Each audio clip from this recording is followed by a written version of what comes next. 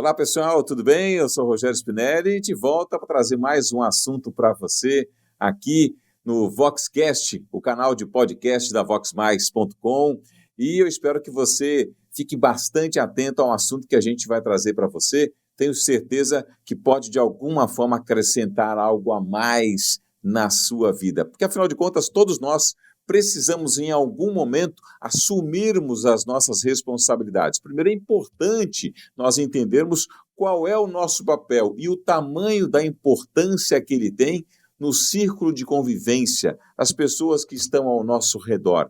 Você sabe de fato qual é a importância que você tem dentro do seu círculo de convivência? Quando nós não sabemos quem somos, duvidamos da nossa capacidade e nos sentimos imerecedores de receber algo grandioso na nossa vida, porque achamos que a vida deve nos levar, assim como a música do Zeca Pagodinho, né? Deixa a vida me levar, vida leva eu, e a gente vai levando para onde será?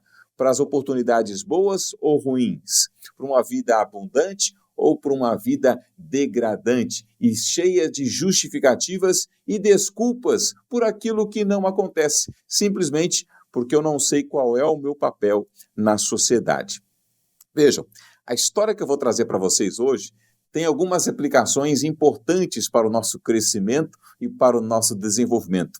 Eu vou falar da rainha Esther, que foi rainha do rei Assuero, numa época da Médio-Persa, né, onde muitos israelitas eram ali prisioneiros, ou então eram pessoas que viviam naquelas terras como pessoas mais simples. E a menina Hadassa, conhecida como Esther, ela foi criada por Mordecai, que foi o primo mais velho dela, porque os pais dela haviam morrido. E depois que a rainha Vaste foi destituída pelo rei Assuero, a rainha Esther a menina Hadassa foi escolhida para ocupar a coroa daquele reinado. E por muito tempo ali ela exercia aquela função. Até que um inimigo do povo judeu resolveu decretar um estado de morte, um decreto que mataria todos os judeus que viviam ali nas províncias do rei Assuero, da Medo-Persa. Eram mais de 100 países, mais de 100 províncias. E vejam só o que aconteceu. Diante do decreto de morte do povo judeu, o primeiro sentimento que a rainha Esther teve foi de medo. A atitude dela em favor do seu povo foi de medo. E por que o medo surgiu para a rainha Esther? Porque até então as pessoas que estavam ali não sabiam que ela era judia. E todo o povo judeu estava prestes a ser sacrificado. E ela tinha que cumprir uma missão. Ela teria que se apresentar ao rei Assuero para poder pedir clemência pelo povo e ele mudasse a lei. Só que uma rainha que se apresentasse diante do rei, segundo as leis do Medo-Persa naquela época, sem o convite dele, ela poderia ser morta. E olha só qual foi a situação dela. Muitas pessoas ficam paralisadas diante do medo. Elas não conseguem agir diante das circunstâncias difíceis que surgem à frente dela. Ela simplesmente fica paralisada.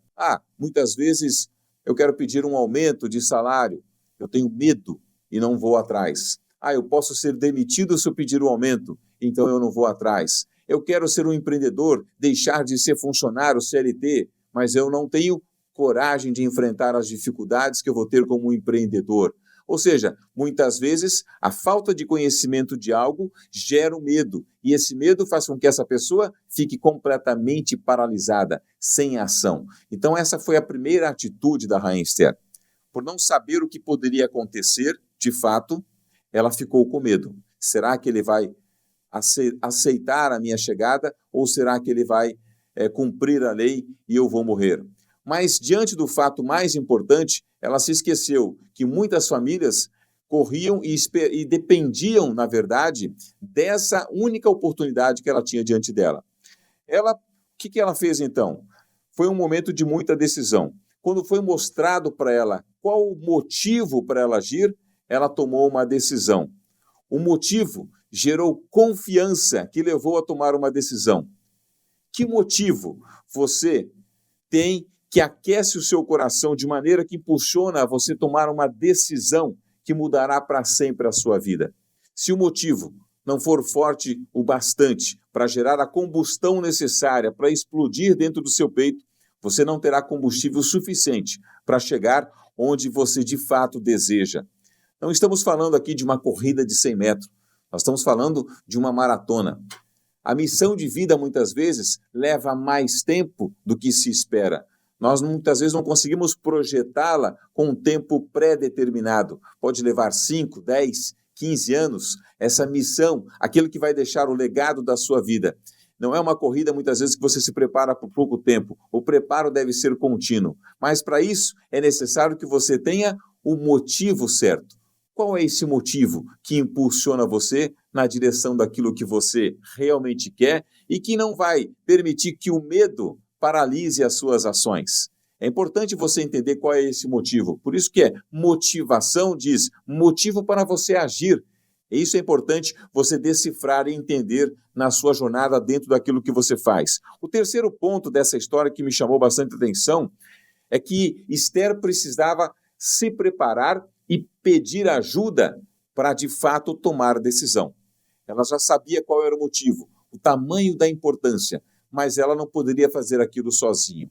Então, ela fez um plano. Ela entrou em contato com Mordecai, que mandou o recado para os judeus para que eles orassem e jejuassem durante 3 dias, que ela faria o mesmo juntamente com as pessoas que estavam com ela ao lado, ali dentro do palácio. Esse foi o planejamento que ela usou, a estratégia que ela utilizou para conseguir ir adiante com a sua determinação, com a decisão que ela já havia tomado.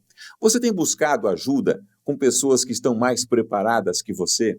Você tem buscado a orientação necessária para fazer um planejamento correto, para você não perder, quem sabe, tempo naquilo que você ainda não tem experiência e acaba desistindo no meio do caminho porque não deu certo e as dificuldades impediram você de continuar em direção àquilo que você quer? Isso é importante, porque se você não consegue entender quem são as pessoas que você pode confiar, que estão ao seu lado, você muitas vezes acaba se incomodando mais, tendo mais dificuldade. Você até pode atingir o seu objetivo, mas pode ser que doa mais durante o processo, pode ser que leve mais tempo. E tem uma frase que eu gosto bastante, que diz o seguinte: você pode ir mais rápido, muitas vezes em direção ao seu objetivo, mas você pode ir mais longe quando você vai bem acompanhado. Então você se acerca de pessoas que realmente querem e estão dispostas a te ajudar. Então, o segundo planejamento de Esther foi buscar ajuda para aquelas pessoas que realmente tinham os mesmos interesses com ela. E quais eram? Salvar a própria vida. O outro ponto que eu achei bastante interessante nessa história é a fé que ela exerceu. A fé na história que ela conhecia a respeito do Deus que conduzia o povo de Israel. E foi nesse momento da fé que veio a visão, a clareza para o papel da qual ela foi escolhida. Ela não foi escolhida rainha por acaso, simplesmente por causa da beleza dela, porque o rei Assuero se encantou com a beleza de Esther e escolheu para ser rainha no lugar de Vaste.